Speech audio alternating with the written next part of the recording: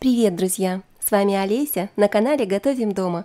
Чтобы приготовить торт, не обязательно долго стоять у плиты, а чтобы приготовить вкусный торт, нужно просто найти хороший рецепт. И сегодня я делюсь с вами как раз таким вкусным и проверенным рецептом торта, для которого даже духовка не понадобится.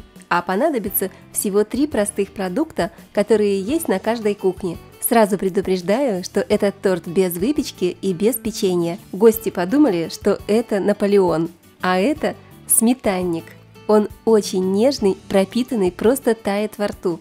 Не верите? Давайте проверим. Сохраните рецепт, чтобы не потерять, и поделитесь с мамой, дочкой и подружками в соцсетях.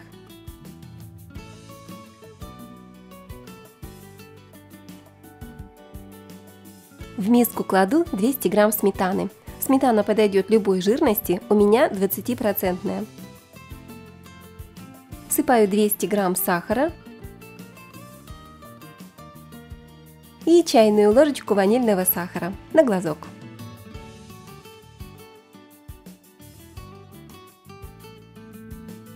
Перемешиваю сметану с сахаром 1-2 минутки, чтобы сахар хорошо растворился.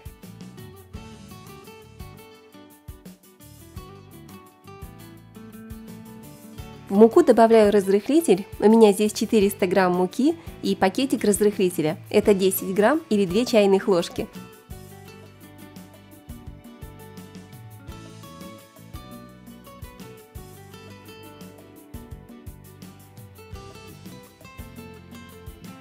Просеиваю к сметане примерно половину муки.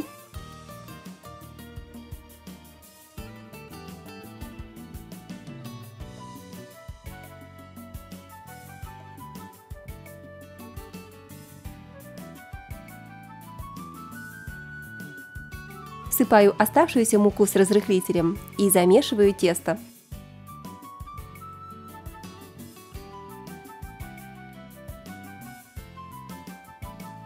Перекладываю тесто на стол и домешиваю уже на столе.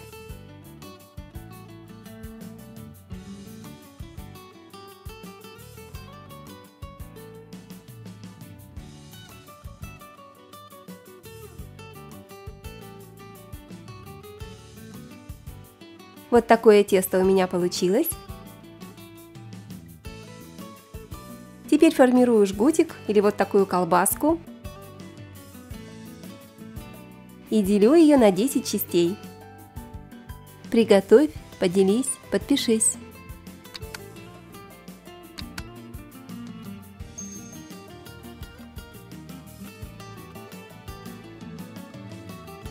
Присыпаю стол мукой и раскатываю шарик в тонкий корж. Это тесто на сметане получается просто отличное. Коржи раскатываются очень легко, быстро, практически никаких усилий не нужно прилагать. 1 минута и вот такой тоненький коржик готов.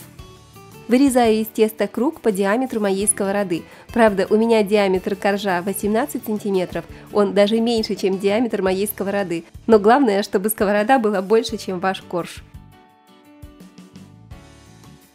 Посмотрите, какой тоненький получается, и легко в руки берется, не рвется совсем. И раскатываю еще один коржик.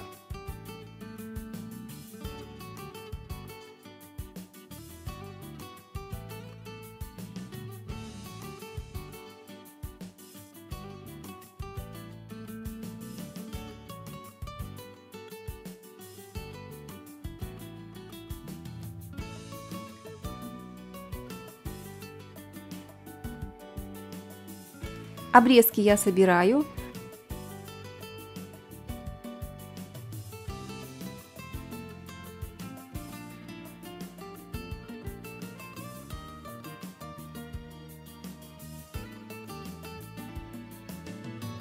Посмотрите, сколько много обрезков получается.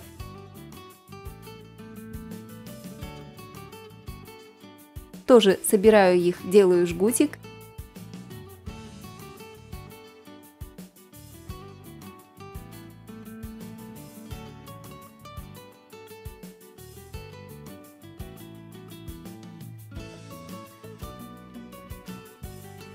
И раскатываю. Получается отличное безотходное производство. Всего у меня получилось 16 коржей из всей порции теста. И парочку коржей я потом пущу на украшение торта.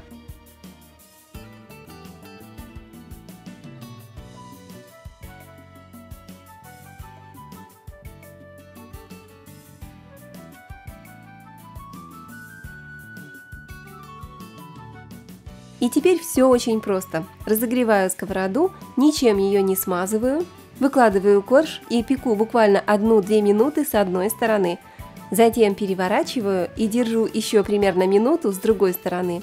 Долго не держите, коржи готовятся очень-очень быстро. Готовятся просто как блинчики, но по вкусу это совсем не блинчики, а очень-очень вкусные хрустящие коржи для торта. А как они пахнут ванилью, просто бесподобно. Аромат стоит на весь дом. И как видите, здесь даже духовка не нужна, торт на сковороде готовится еще быстрее, чем в духовке. Сами коржи не сильно сладкие, но сладкий крем их отлично пропитает и добавит как раз столько сладости, сколько нужно.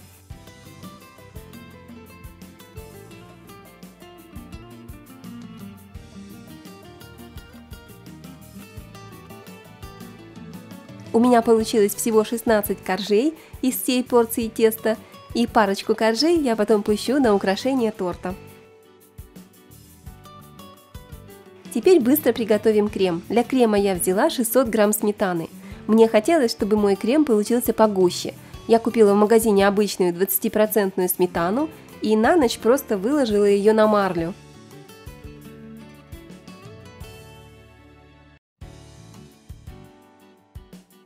Посмотрите, вот сколько сыворотки стекло со сметаны.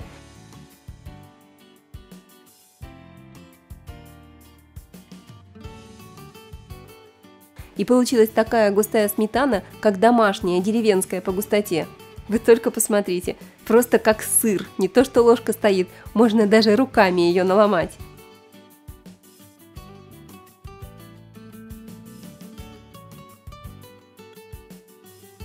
Итак, в миске у меня 600 грамм уже отвешенной сметаны. Добавляю к сметане 200 грамм сахара, сахарной пудры.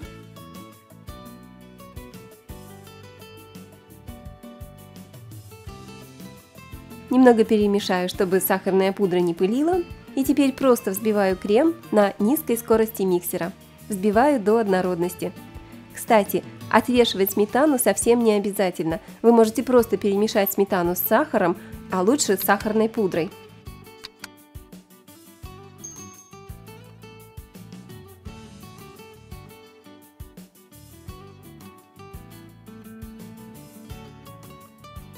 Посмотрите, какой красивый крем у нас получился.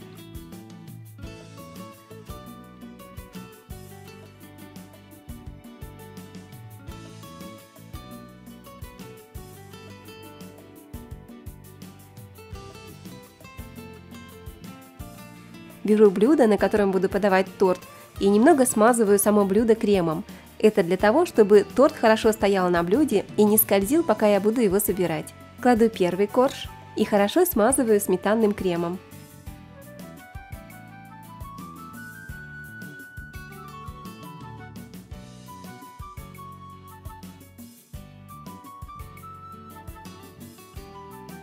И есть один маленький секретик, многие хозяйки его знают, но возможно не все, поэтому поделюсь им с вами. Если мне нужно, чтобы торт пропитался очень быстро, я просто сбрызгиваю коржи молоком, а сверху смазываю кремом. Тогда коржи пропитываются просто моментально, и тортик можно есть даже через 30 минут уже после холодильника. Вот такой высокий торт у нас с вами получился. И 1-2 коржа я измельчаю, можно измельчить их скалкой, а можно в блендере, как вам удобнее. Не у всех есть блендер, поэтому предлагаю вам два варианта.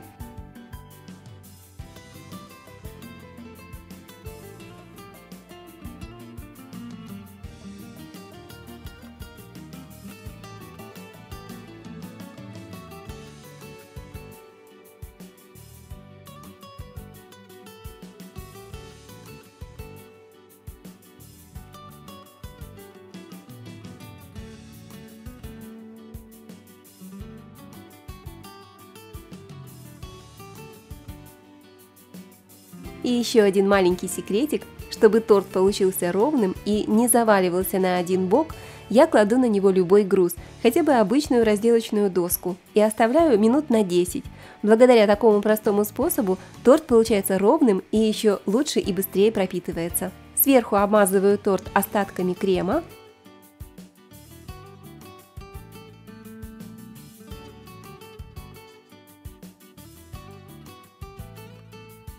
И обсыпаю крошками бока торта. Очень быстро и удобно можно украсить торт, если у вас есть крутящаяся подставочка для торта. Я когда-то купила недорогую такую подставку в ближайшем магазине посуды, до сих пор ее нежно люблю. С ней украшать торт очень быстро, удобно и всегда получается красиво и аккуратно.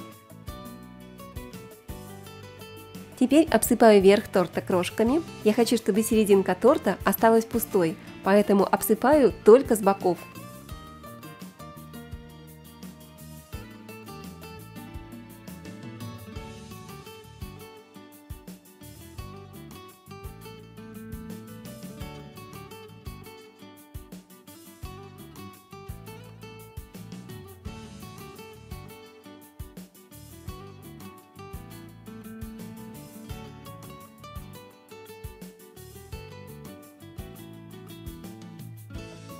А в центр я натру шоколадку.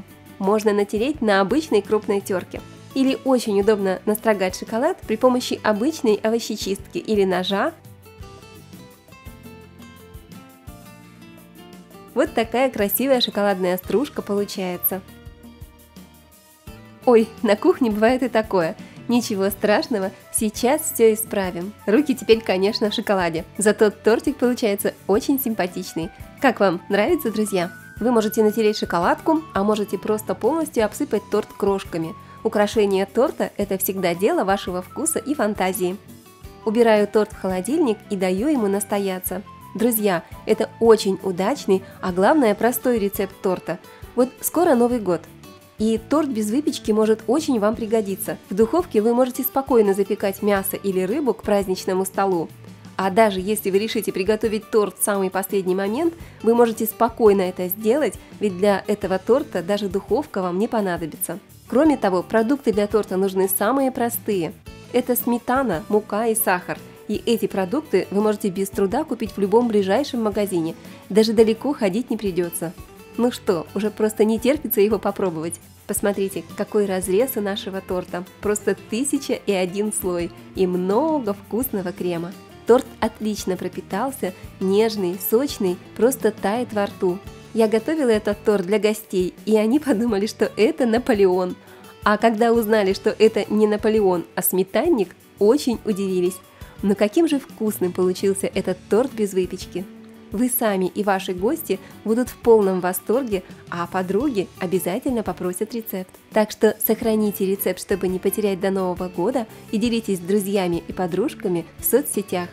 Друзья, если вам понравился рецепт сметанника, напишите, пожалуйста, в комментариях «Хочу торт», и я буду чаще снимать для вас такие видео. Подписывайтесь на канал, нажимайте колокольчик рядом с кнопочкой «Подписаться», чтобы первыми смотреть мои новые вкусные рецепты. С вами была Олеся на канале Готовим дома. Всем приятного аппетита, прекрасного настроения, будьте здоровы, счастливы, пока-пока и скоро увидимся!